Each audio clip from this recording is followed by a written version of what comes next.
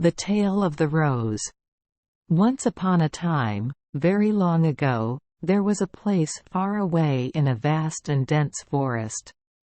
This kingdom lived peacefully and happily after a long period of constant struggle for independence.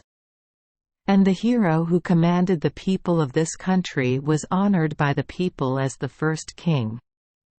After a long period of war, they only worried about enjoying peace and living for their personal interests. The other emperor was the same, admiring the throne and the aura of power. He neglected the affairs of the country, forgot to take care of the people, and let his servants greedy for fame and profit rule the people. Because they wanted the emperor to forget about court affairs, the corrupt officials chose a stunningly beautiful young woman for the king to appoint as his queen. But contrary to the wishes of the mandarins, the queen always advised the king to take care of the people and regulate court affairs. The mandarins hated the queen, but could N#39 do anything because the king loved her so much. Until one day, after a period of conception, the queen gave birth to a beautiful and cute baby. Strangely enough, that boy and number 39's body was as transparent as crystal, to the point where every vein, blood vessel and heart were clearly visible. Seeing that the opportunity had come, the corrupt officials told the king that the queen was a disguised witch and propagated this news to the entire people. Under pressure from his servants and opposition from the people, the king deposed the queen from the palace along with that strange baby. Becoming a commoner, the queen took her child away from the palace. Everywhere he went, people scolded him and chased him away.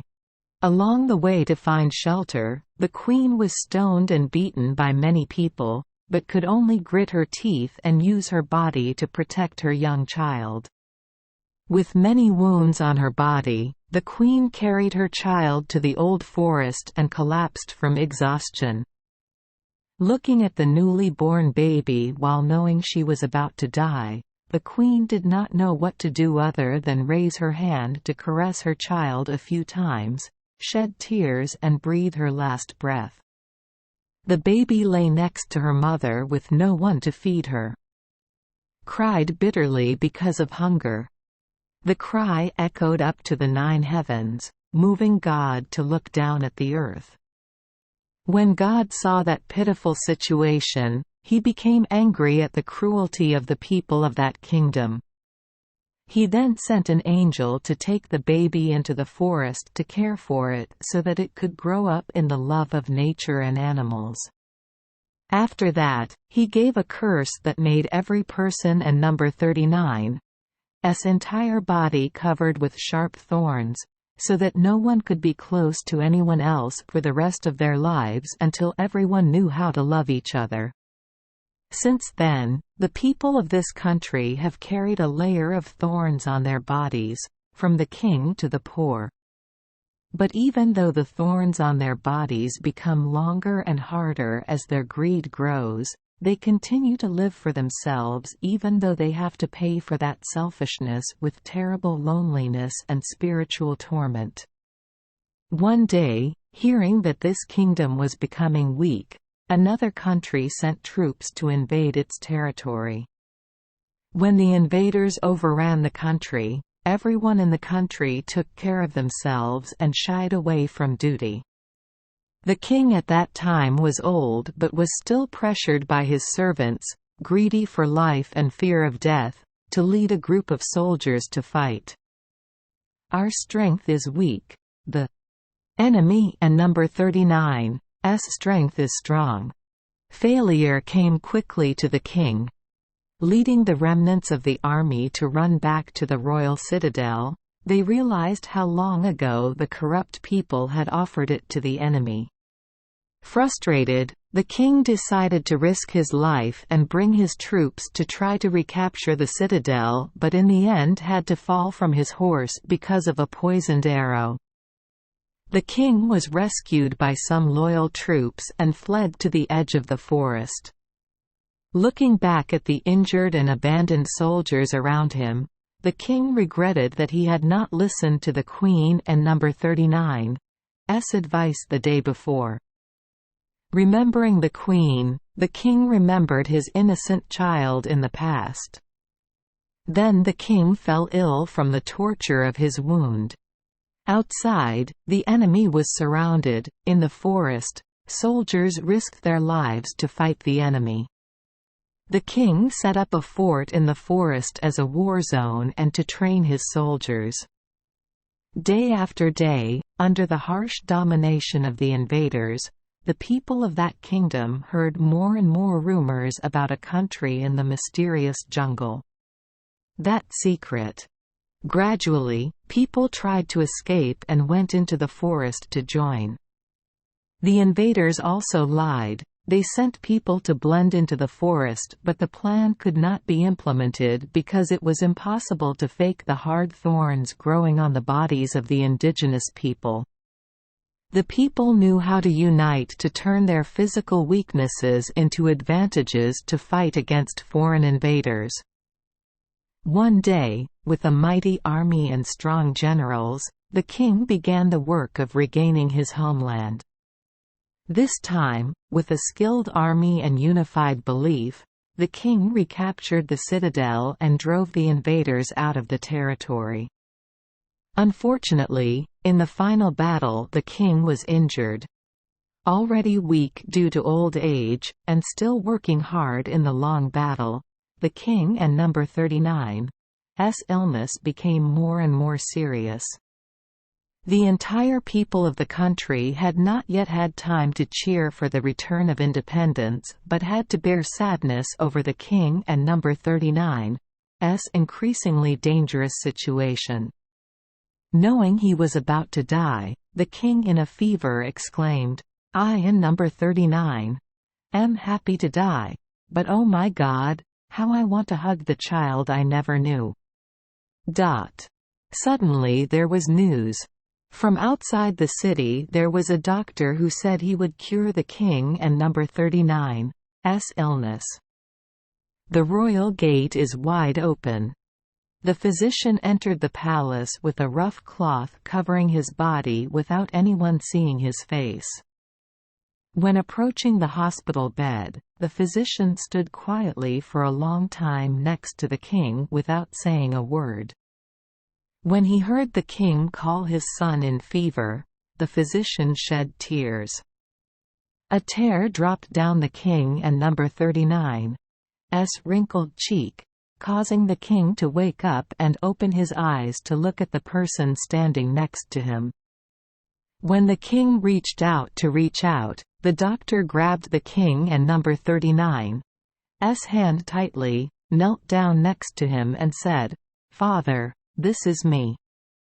Then the doctor threw the rough cloth covering himself to the ground to revealing a body as transparent as crystal. To cure his father and Number 39's illness, he lifted his father up and hugged him tightly, letting the sharp thorns pierce him deeply. And his blood was shed. Strangely enough, when his blood soaked into the king and Number 39's body, the king also felt healthy again. And even more miraculously, the layer of sharp thorns on the king and Number 39's body also gradually disappeared with each drop of the prince and Number 39's blood. Then the prince placed the king back on the bed to recuperate. Slowly standing up and walking to the person standing closest to him, the prince hugged that person and said, "Let and Number 39's love each other." Any harsh punishment from God can be reduced if we truly love each other. Then from person to person, he went around the city hugging each person, from the poor old man to a wealthy businessman, from a disabled baby to a healthy young man. And with each person hugged, The prince grew weaker with each drop of blood that flowed from their bodies. Until he was exhausted, he collapsed on the side of the road.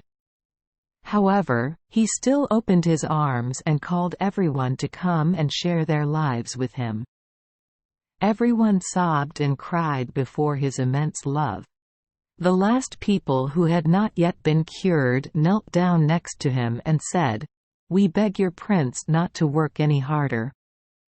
We sincerely pray to wear this layer of thorns on our bodies so that people can still live with us." Strangely, from the sky, a sacred music suddenly rang out and God and number 39's commandment said, "How good! You understand true love and let go of jealousy and selfishness. Dare to sacrifice yourself for your fellow human beings is the definition of love." Then, with the sound fading into space, the layers of thorns on the remaining people and number 39's bodies disappeared. When people looked back, the prince was closing his eyes with gentle words escaping with his last breath. Happiness is having each other today to live. Love is knowing how to live so that we can have each other tomorrow. My friends, remember that happiness is not ours to give or take away. Happiness only comes to us when we know how to love each other and share that love with each other. ... Then he passed away after those words. The next day, under the king and number 39's guidance, all the people in the city brought his body to the ground forever, next to that forest. Strangely enough, when his body was just buried underground, people suddenly saw birds and animals flocking from the forest to lie around his grave, so quiet and sad. A year later, people saw on his grave and around that area growing blood-red flowers with many sharp thorns from base to tip. People think it is the crystallization of the prince and number 39's love to remind people of the noblest lesson about love and happiness. And people call that flower. And until today, even though it has many different colors, that flower still symbolizes love. Thank you for joining us for today's fairy tale. We hope these stories bring joy and meaning to your day. If you love our channel, please hit the subscribe button so you won't miss any exciting tales. Wishing you a good night and sweet dreams. See you in the next story.